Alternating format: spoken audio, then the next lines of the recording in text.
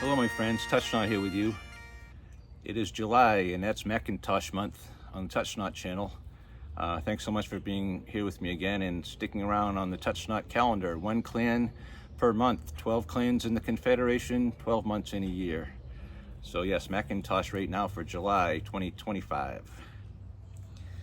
This is a excellent book. It's really the Bible for Mackintosh, I would say. It's written by, I believe, the grandmother of the current chief, John Mackintosh of Mackintosh. She was the wife of the 29th chief of Mackintosh. Her name is Margaret Mackintosh of Mackintosh. I believe this was written in 1948. Yes, 1948.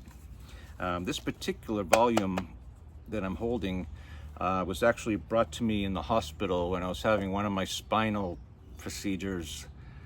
Terrible thing. My good friend Joshua Mackintosh of the No Fame Games visited me in the hospital and brought me this nice little hardcover edition of this book.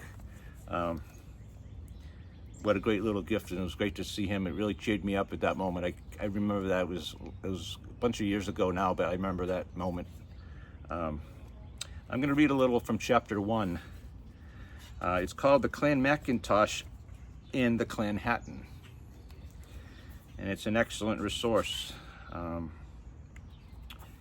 So yes, an excerpt from chapter 1, starting at the beginning of it. Many legends have arisen around Highland chiefs and their clans, making it very difficult to distinguish fact from fiction in the records that have descended to our time. Highland history can only be traced for about 800 years, though many clans claim that their chief holds his land as representative of the first possessor who settled upon the said land much earlier.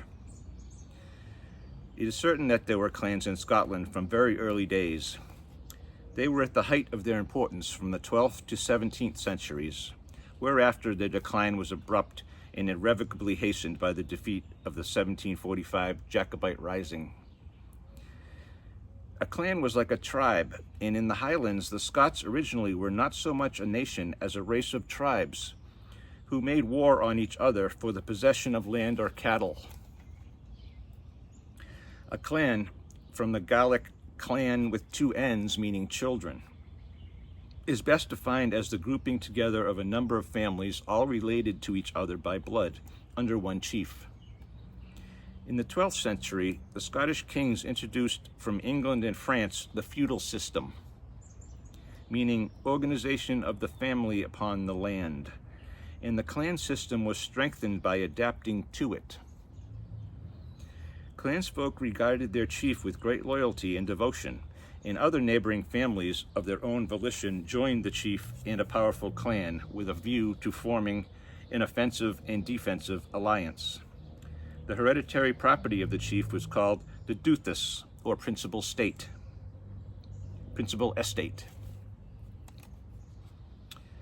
Throughout the heyday of the clan system, the Mackintosh landholdings were scattered, as will be seen later. Between Petty on the Moray Firth near Inverness, Strathnairn, the valley of the Upper Findhorn, Badenoch, and Lochaber, possession was complicated by the existence of superiors within the feudal system. So these are the earls and basically governors of areas, earls and lords, etc., appointed.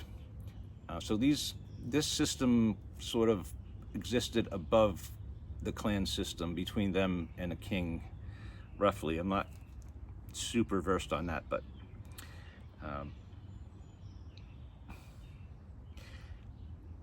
the organization of the feudal system and the clan system was strengthened by adapting to it. Possession was complicated by the existence of the superiors within the feudal system. This created troublesome dual loyalties to feudal superiors and clan chiefs. In the case of Mackintosh, the chief was superior over lands in Lochaber occupied by Camerons and MacDonalds, while in what is now eastern Inverness-shire, Mackintosh's occupied lands under the superiority of either the Earl or Bishop of Moray or the Earl of Huntly. The idea of a right to occupation of land simply by occupying it while having no real legal backing, undoubtedly was ingrained in Highlanders from earliest history. It even played a part in formulating the recommendations of the 1884 Crofter Commission, which was set up in response to widespread dissatisfaction concerning land ownership in the Highlands.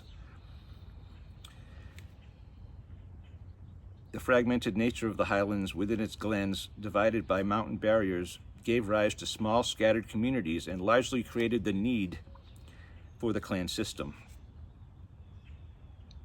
Strathdairn, the valley of the Findhorn, heartland of the Mackintoshes, well illustrates this. Moy itself stands 900 feet above sea level, and the hills round about rise to 2,000 feet. Snow can be expected in mid-November and continues, usually without breaks, to about the end of March and sometimes through April. Because of a complete lack of roads in this rugged terrain until the 1720s, it was essential for the inhabitants to be self-supporting, and so they practiced subsistence farming. Often in such land, this proved too difficult, and the only alternative was to starvation, was to take by force from those living in some other more favored area. To do this effectively, and indeed to protect their own, it was necessary for the leader or chief to recruit fighting men. This, of course, swelled the population and made the underlying economic situation even worse. By one account, the Mackintoshes are traced with the original Clan Chattan and are derived from the Dalriadic kings, descending from Ferchar Fada, son of Feradach, king of Dalriada, who died in 697. History only starts to emerge clearly after the 12th century and is not definite until the 15th century, when charters began to be freely given.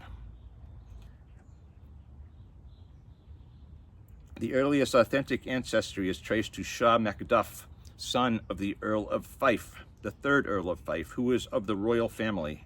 Macduff took the name of Mackintosh, which means son of the chief or thane.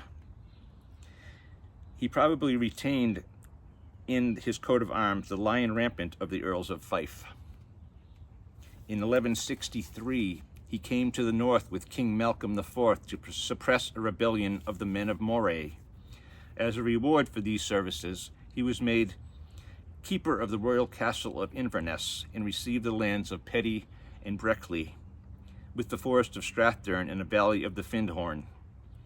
The early chiefs are said to have resided in Inverness Castle, but Petty was their early duthus, and there, through the centuries, the family burial place has been situated and is still the resting place of the Mackintosh chiefs.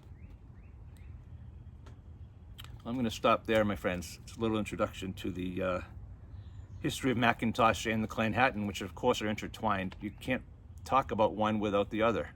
Not responsibly anyways, that's just how this is.